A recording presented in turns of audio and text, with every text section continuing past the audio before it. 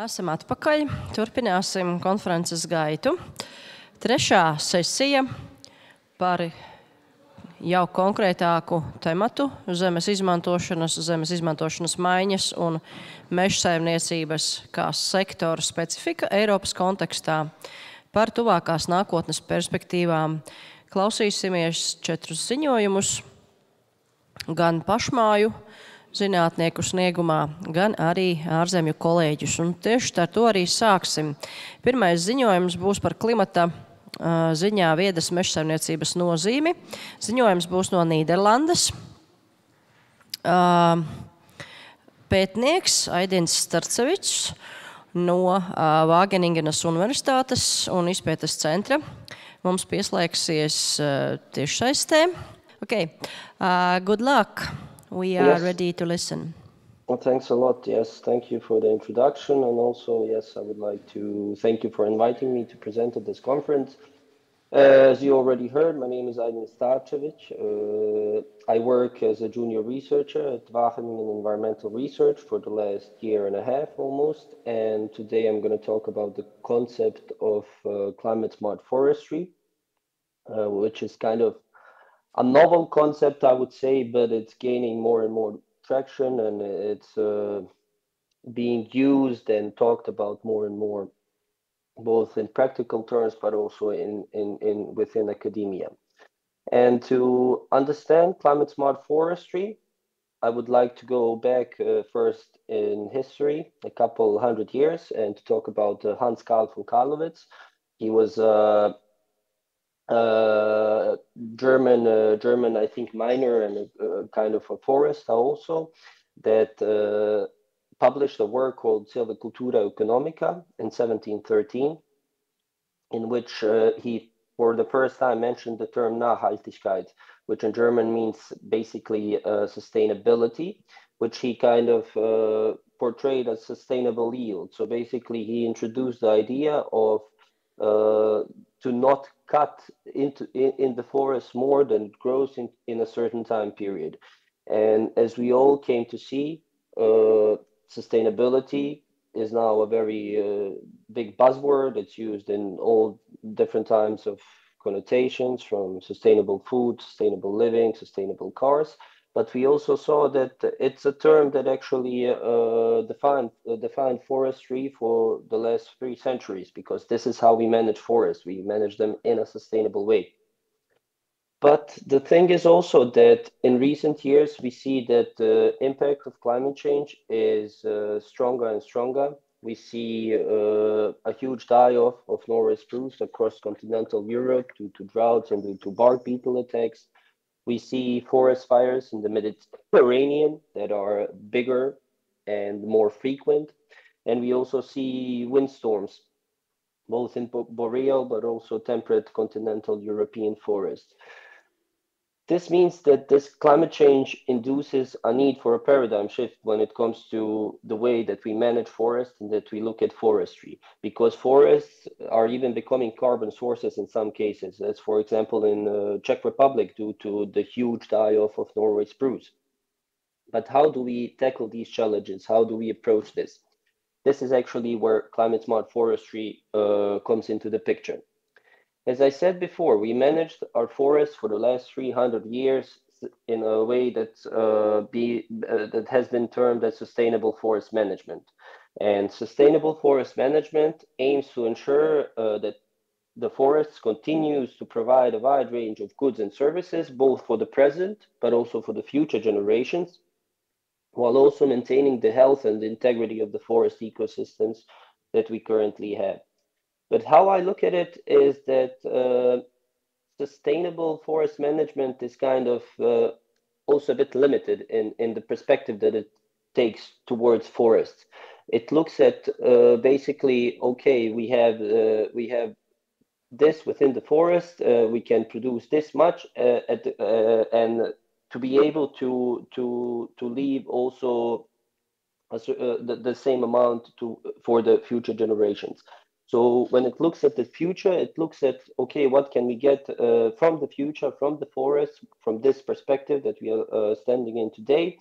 But it doesn't look at the two-way street when it comes to us in the future, in the sense of, okay, what does the future actually bring towards us, and what kind of challenges it brings towards our forests. On the other hand, climate smart forestry has a more holistic approach when it comes to forest management and forestry. It takes a look at the whole forest value chain, so from silviculture to forest management to processing of products and to recycling of products. But more importantly, it takes a look at these external climate impacts, both now and that we can expect in the future on this value chain, and tries to plan and manage accordingly, so that we can expect both the production that we have now, but also in the future, in regards to what we can get from the forest in terms of goods and services. Climate smart forestry as a concept was first introduced in 2015 by Hertja Nabjors, and it built on the idea of climate smart agriculture.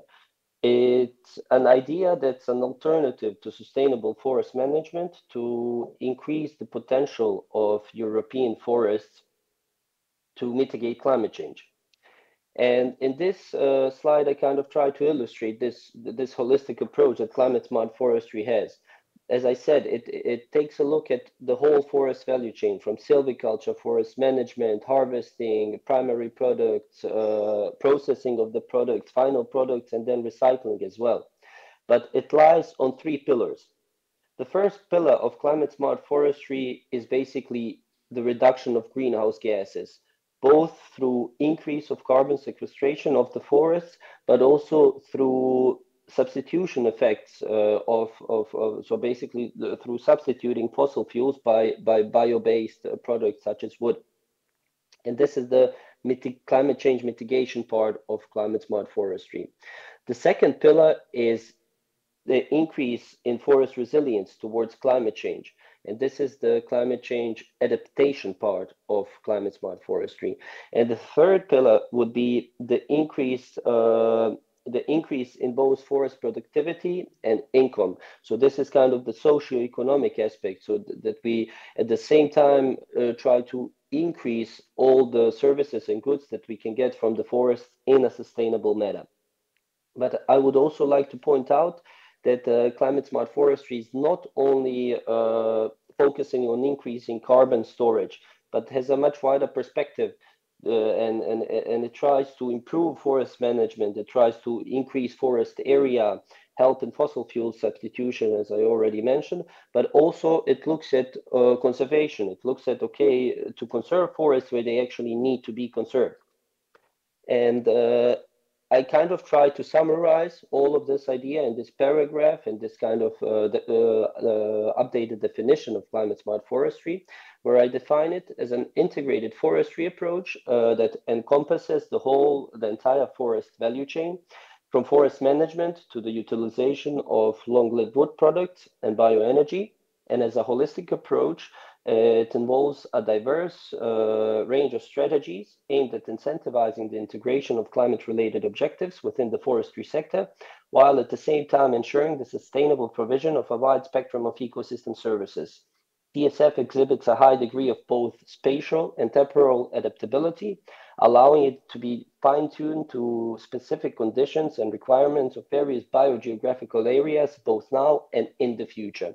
Within this definition, you can see I highlighted some words that I think are very important and that are kind of represent the essence of climate smart forestry. First of all, that it looks at the entire forest value chain. So not only what's going on into the forest, but also what products are being produced and how they are used after harvesting. Second of all, the integration of climate-related objectives. This is one of the most important aspects. So to look at the future and what kind of challenges climate change might bring to forest management, and to plan accordingly.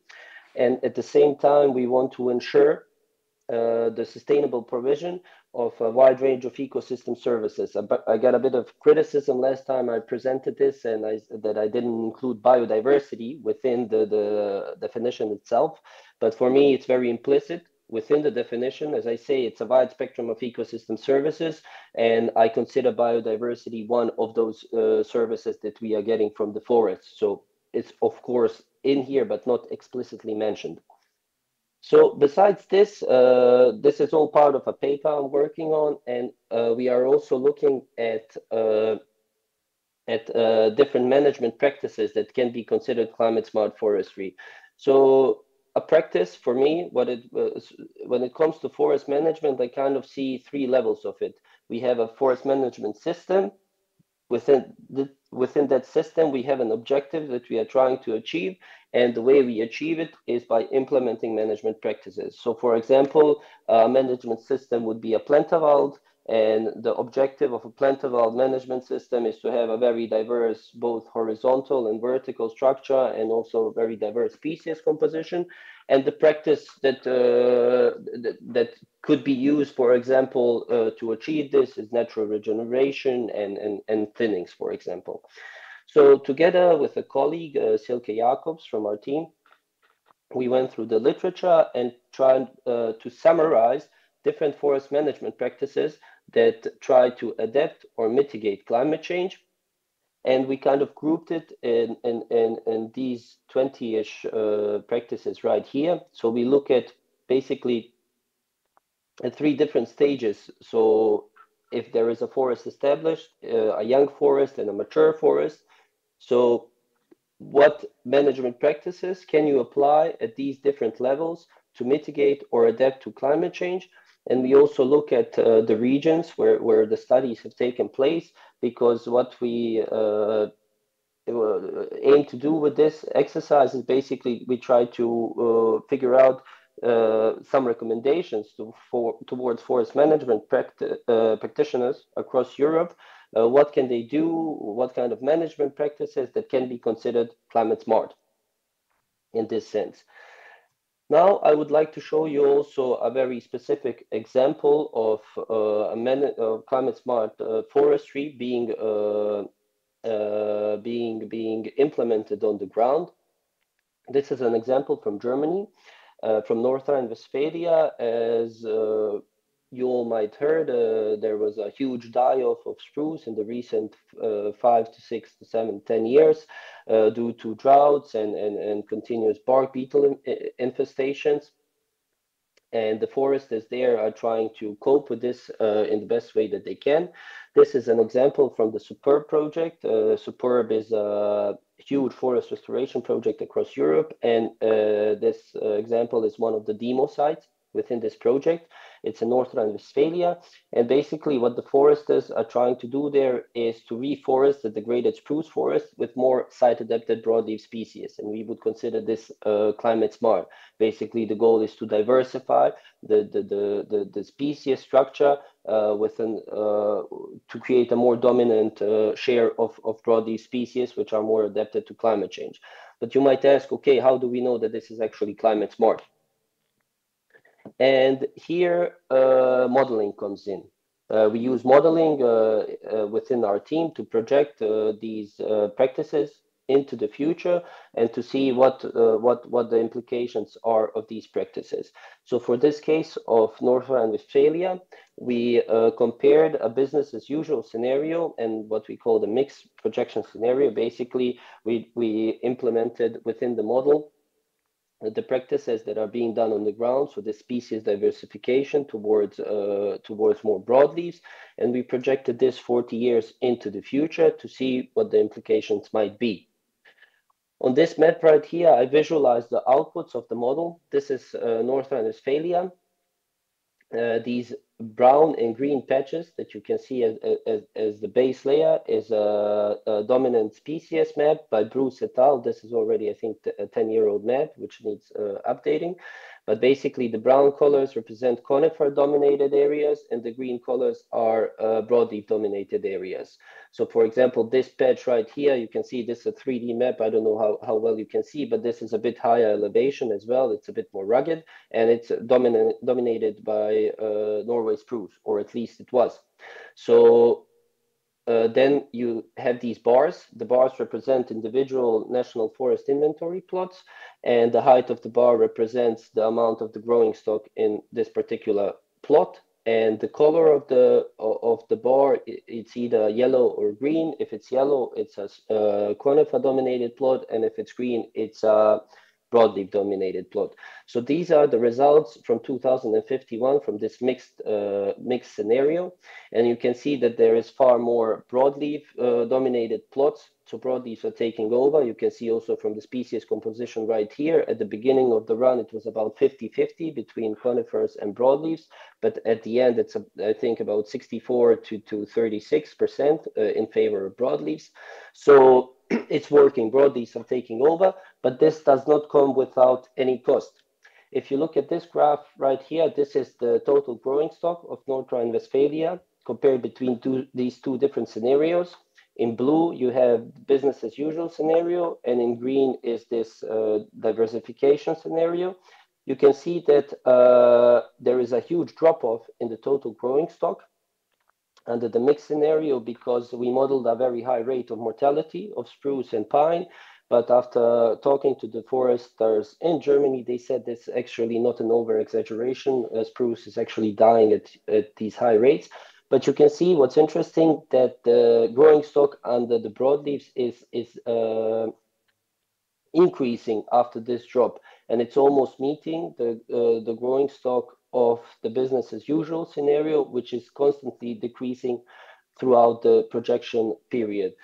And the conclusion is basically that climate smart forestry takes time. The measures that we are implementing today, we won't see the needed results in decades, even maybe in a century. And this is basically just how forestry is. Everybody knows this, but it's important to keep in mind. To conclude the presentation, I would like to say that nothing changes if nothing changes. If we continue to implement the same things within the forest, but with the changes that we are getting from external pressures such as climate change, we are in for a bad surprise. And there is also no one-size-fits-all when it comes to climate smart forestry. We cannot conserve all forests across Europe, but we also cannot manage them in a productive way. So there needs to be a tailored approach for each specific region across Europe.